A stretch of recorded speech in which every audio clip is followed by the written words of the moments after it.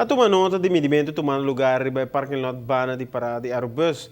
E pelo motivo aqui acerca do diretor de DOE e a mais informação enquanto está aqui. Quadros aqui me vou mencionar duas coisas. Nós conhecemos o manejo de estacionamento de auto em caia, que vai consistir de pôr meters e parqueiro automático em caia.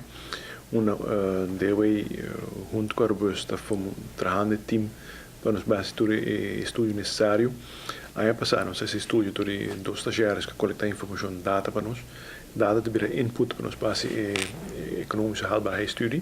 Dus estudo financeiro, com nós temos tipo de tarifa, estratégia para a tarifa e também se tem um tarifa durante o contrato, porque condições e protocolo de agora trabalhar base. Introducimento de parquear meters lo alivia auto que estaciona mal em área de caia grande. No mesmo momento, me tendo na conta, sim, que estão que trata em centro de cidade, que estaciona na auto para por lo menos 8 horas para por laborar. E outra parte, naturalmente, ou vai pôr meters em caia, bota vai ter outro aspecto que o vai correr que trabalhador, bota vai halanang, bota move dan fidan lugar onde para auto.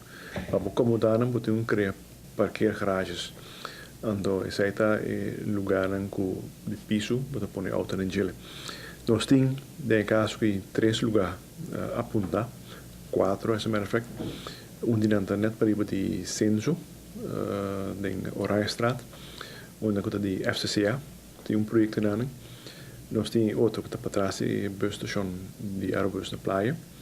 E nós temos na altura de Eemannstraat e também uma fim de caia, mais para riba, onde nós também pôr estrategicamente para que garagens aqui para nós vão up, acomodar e trabalhador que tem para o auto.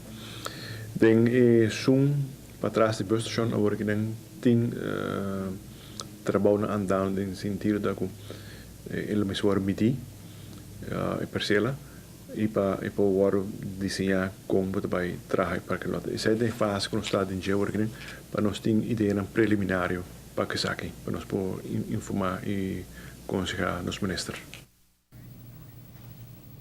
Well, aqui 5 a 20 anos está calcular que quizás candidato de auto lo dobla ou até triplificar.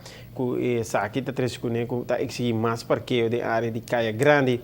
E parqueio garagem que lo que está construir banda de parada de aerobus está calcular para no futuro carga mais ou menos 400 para 500 autos, onde outro 1000 lo guarda repartir entre outros 3 futuro parqueio garagem de área de caia grande.